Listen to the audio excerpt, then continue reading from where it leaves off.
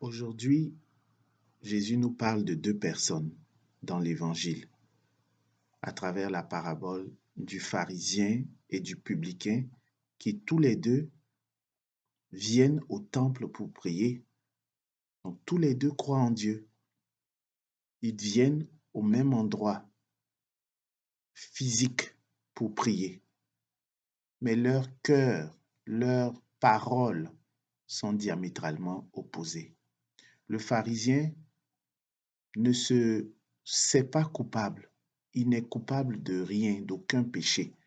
Au contraire, au fond de lui-même, il rend grâce à Dieu, mais c'est une forme de vantardise, hein.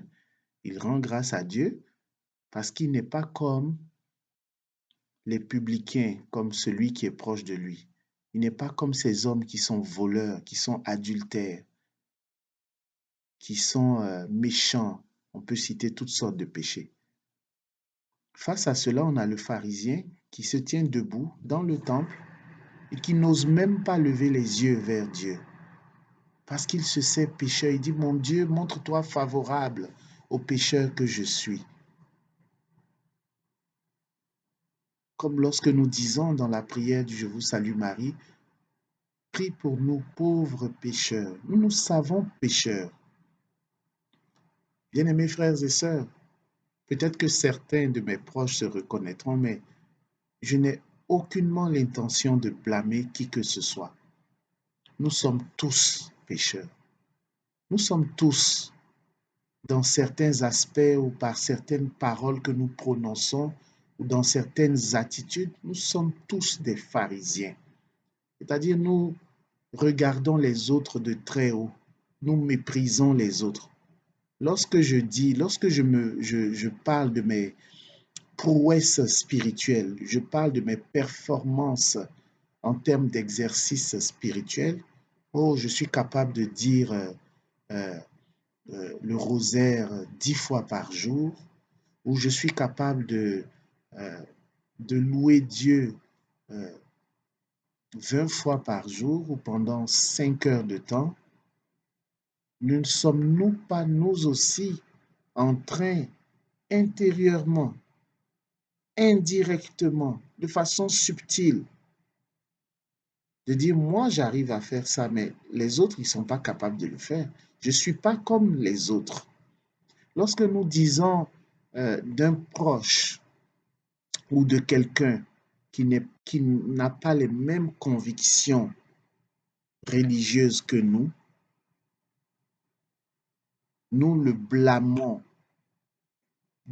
de ne pas avoir les mêmes convictions religieuses que nous. Est-ce que nous ne nous posons pas comme des gens convaincus d'être justes et qui méprisent les autres? C'est la question que je nous pose. Bien-aimés frères et sœurs, nous devons changer même ce genre de parole. Bien sûr, il est très encouragé de s'exhorter. Moi, j'ai un ami qui m'exhorte souvent à dire le rosaire. Il m'exhorte à le faire. Je ne dirai pas son nom ici. Lui, il le fait quotidiennement et il m'exhorte à le faire et je bénis Dieu pour cet ami. Mais certaines personnes se vantent parce qu'elles sont capables de faire tel ou tel exercice spirituel.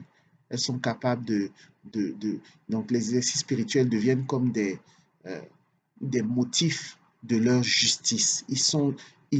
Elles sont justes parce qu'elles arrivent à faire telle ou telle chose et les autres ne sont pas capables de le faire. Sans avoir besoin de le dire même, comme dans l'évangile, le pharisien, il le verbalise, mais certaines personnes, même sans avoir besoin de le dire, Dieu qui sonde les cœurs, il scrute les reins. Il est dit que ce pharisien, il faisait cette prière au fond de lui-même, en dedans de lui-même. Alors toi aussi, est-ce que, toi et moi là, est-ce que souvent on n'a pas ce genre de pensée où on, on se pose, on regarde les autres de très haut, on se fait une très haute opinion de nous-mêmes. On se dit, oh, moi, je suis bien parce que j'arrive à prier. Je suis quelqu'un de bien parce que je vais à la messe chaque dimanche. Je suis quelqu'un de bien parce que je jeûne 40 jours par semaine, hein, 40 jours par année.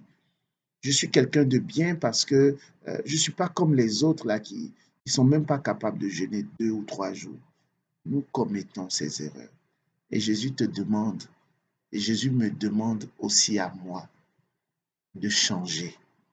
Bien-aimé, je ne dis pas ça pour te blâmer, même si peut-être tu te reconnais dans ces propos, je ne dis pas ça, c'est aucunement mon intention de te blâmer. La seule intention que je recherche est que nous nous laissions transformer par le renouvellement de notre pensée pour la gloire du royaume des cieux. Que la paix et la grâce de notre Seigneur soient ton partage, au nom du Père et du Fils et du Saint-Esprit. Ainsi soit-il.